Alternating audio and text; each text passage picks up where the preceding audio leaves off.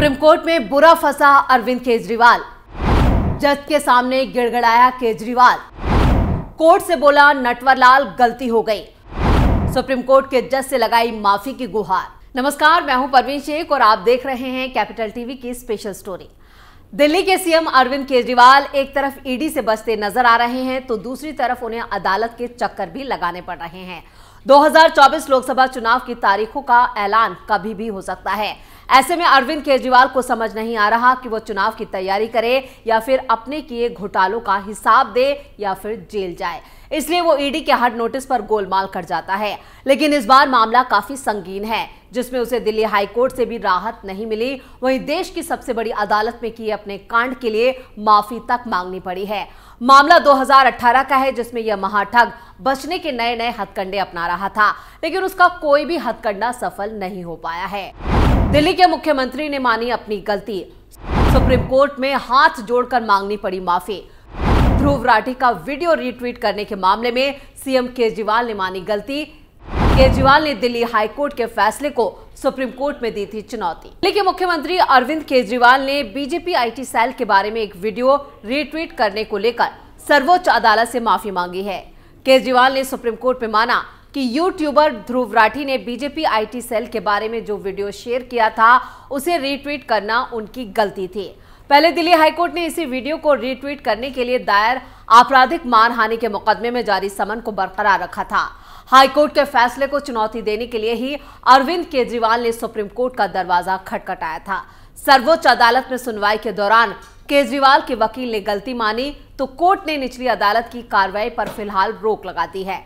दरअसल supreme court के justice Sanjeev Khanna और जस्टिस दीपांकर दत्ता की बेंच ने शिकायतकर्ता विकास सांकृत्यायन से पूछा कि दिल्ली के मुख्यमंत्री माफी मांग ले तो वो मुकदमा वापस लेंगे। इस पर सुप्रीम कोर्ट की बेंच ने निचली अदालत को केजरीवाल से जुड़े मानहानि के मामलों को 11 मार्च तक स्थगित करने का निर्देश दिया। और इधर केजरीवाल की तरफ से पेश हुए वरिष्ठ वकील अभिषेक मनु सिंघवी ने वीडियो को रीट्वीट करने में अपने मुवक्किल यानी अरविंद केजरीवाल की गलती भी मानी और माफी भी मांगी। हाईकोर्ट ने भी लगाई थी फटकार। हाईकोर्ट के सख्त रुख से गिड़गिड़ाने लगा था नटवरलाल। हाईकोर्ट ने राहत देने से कर दिया था इनकार। दिल्ली हाईकोर्ट ने अपने 5 फरवरी के फैसले में कहा था कि कथित रूप से मानहानि कारक वीडियो को साझा करना मानहानि कानून का उल्लंघन माना जाएगा। अदालत ने साफ कहा कि पूरी जानकारी के बिना वीडियो को रीट्वीट करने का मतलब क्या होता है, इसे तो समझ नहीं होगा।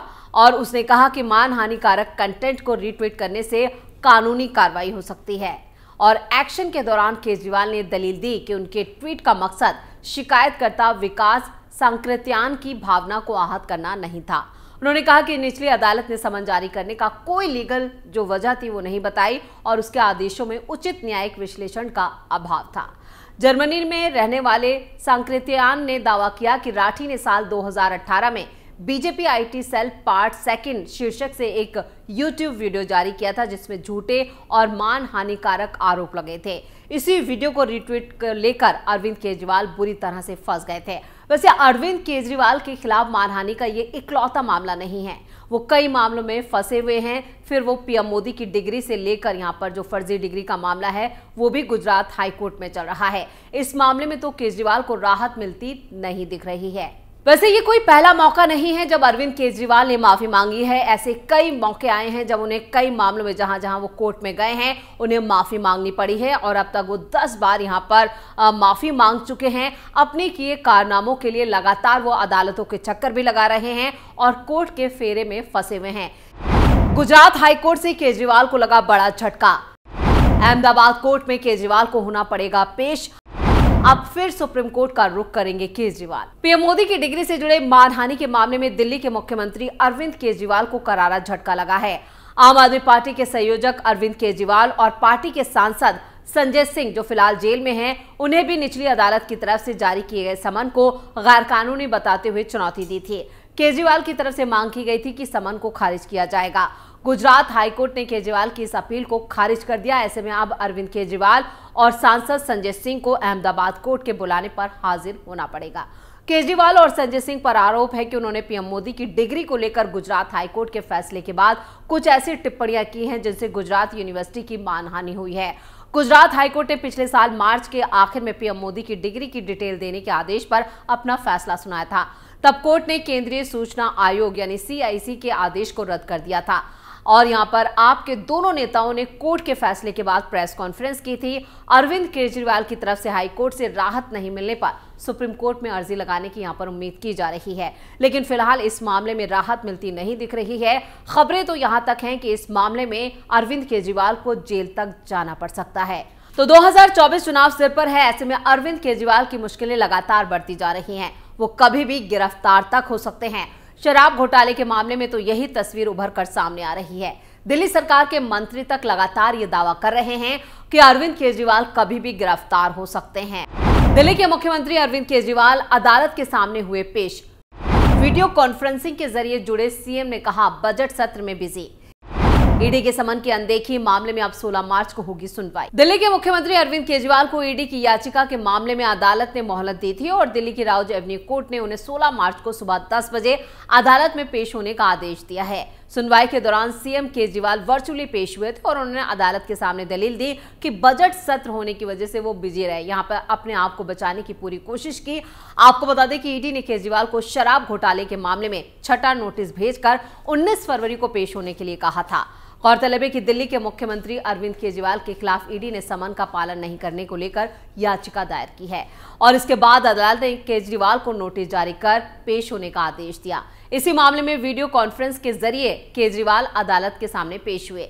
केजरीवाल के वकील ने ईडी के समन का पालन नहीं करने के मामले में अपने मुवक्किल के लिए अदालत में सीधे तौर पर हाजिर होने का यहाँ पर जो हाजिरी थी उसमें छूट का आग्रह किया था, जिस पर अदालत ने बीते शनिवार को उन्हें छूट भी दी। अदालत में सीनियर एडवोकेट रमेश गुप्ता केजरीवाल की तरफ से पेश हुए थे। उन्होंने बजट सत्र में बिजी होने के आधार पर मोहलत मांगी थी और उन्होंने कोर्ट को बताया कि विधानसभा में विश्वास प्रस्ताव पर चर्चा और बजट सत्र की वजह से वो कोर्ट में शारीरिक रूप से मौजूद नहीं हो सके। अब अगली सुनवाई 16 मार्च को है और उस दिन केजरीवाल कोर्ट में उन्हें पेश होना ही पड़ेगा क्योंकि ये कोर्ट का आखिरी आदेश है। रूप से हाजिर न होने के लिए एप्लीकेशन दी गई जो कोर्ट ने स्वीकार कर ली और केजरीवाल जी वीसी के थ्रू कोर्ट में अपियर हुए और उनकी हाजिरी लग गई। सर केजरीवाल ने कोर्ट को क्या कहा आज? कोर्ट यही कहा कि आज वो इसलिए नहीं आ पाए कि आज बजट सेशन है और ट्रस्ट मोशन है, इसलिए आज वो बिजी है, नहीं आ पाए। तो अगली सुनवाई सर 16 मार्च को है और मेरे को ये केजरीवाल जी ने कहा है कि उस डेट पर वो पेश होंगे। तो उस दिन सर जमानत भी लेनी होगी? जी, जमानत भी लेनी होगी। इधर ईडी ने आबकारी नीति से जुड़े मनी लॉन्ड्रिंग मामले में पूछताछ के लिए दिल्ली के मुख्यमंत्री अरविंद केजरीवाल को छठा समन भी जारी कर दिया। आधिकारिक सूत्रों ने यहां पर बताया कि केजरीवाल को यहां पर 19 फरवरी को ईडी के सामने पेश होना होगा। दिल्ली की एक अदालत ने इस मामले में भेजे गए समन की अवज्ञा करने के लिए ईडी की ओर से दायर एक शिकायत पर कार्रवाई करते हुए पिछले हफ्ते केजरीवाल को 17 फरवरी को पेशी के लिए कहा।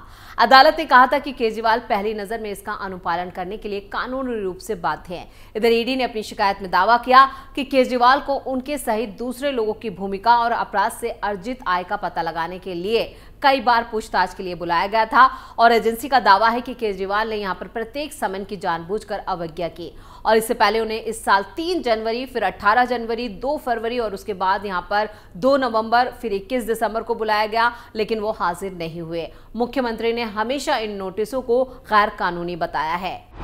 ईडी सीबीआई से घिरे केजरीवाल के पास गिरफ्तारी से बचने के लिए कितनी मोहलत? आम आदमी पार्टी के सूत्र और केजरीवाल की गिरफ्तारी का दावा। 16 मार्च को ही गिरफ्तार होंगे केजरीवाल। दिल्ली के मुख्यमंत्री अरविंद केजरीवाल की गिरफ्तारी के ताबड़तोड़ दावे किए जा रहे हैं। सौरभ भारद्वाज, आतिशी, दिलीप पांडे के साथ आम आदमी पार्टी के प्रवक्ता भी एक ही आवाज में या कहें कि एक ही सुर में अरविंद केजरीवाल को गिरफ्तार कर लिए जाने की बात कह रहे हैं। ऐसे दावे तभी किए जाने लगे थे जब अरविंद केजरीवाल को ईडी का पहला समन मिला था। अब तो बात 7वें समन तक पहुंच चुकी है। अरविंद केजरीवाल की तरफ से हर समन का जवाब दिया जाता है और फिर ईडी की तरफ से पेशी की एक नई तारीख बता दी जाती है। ईडी की तरफ से बताई गई नई तारीख 26 फरवरी थी और जो पहले बीत चुकी है और अब 16 मार्च को पहले अदालत में पेश होंगे। पहले तो अरविंद केजरीवाल ईडी के समन को गैर कानूनी बोलकर खारिज कर देते थे। अब कह रहे हैं कि जांच एजेंसी को कोर्ट के फैसले का इंतजार करना चाहिए। आखिर कोर्ट का दरवाजा खटखटाएं तो भी वही है और कोर्ट में सुनवाई की अब जो अगली तारीख है वो 16 मार्च है। अरविंद केजरीवाल को गिरफ्तार कर लिए जाने का दावा उनके साथी नेता ठीक वैसे ही कर रहे हैं जैसे कभी दिल्ली के डिप्टी सीएम रहे मनीष सिसोदिया की गिरफ्तारी की बात कर रहे थे। आप नेताओं का कहना है कि अरविंद केजरीवाल की गिरफ्तारी भी ठीक वैसे ही हो सकती है जैसे मनीष सिसोदिया को गिरफ्तार किया गया था। प्रेस कॉन्फ्रेंस बुलाकर दिल्ली सरकार के मंत्री सौरभ भारद्वाज ने कहा था, अरविंद केजरीवाल को गिरफ्तार करने के लिए सीआरपीसी की धारा 41A का इस्तेमाल किया जाएगा। हमारी जानकारी है कि आने वाले 2 से 3 दिन में दिल्ली के मुख्यमंत्री अरविंद केजरीवाल जी गिरफ्तार कर लिए जाएंगे, जैसे मनीष सिसोदिया और विजय नायर को गिरफ्तार किया गया था।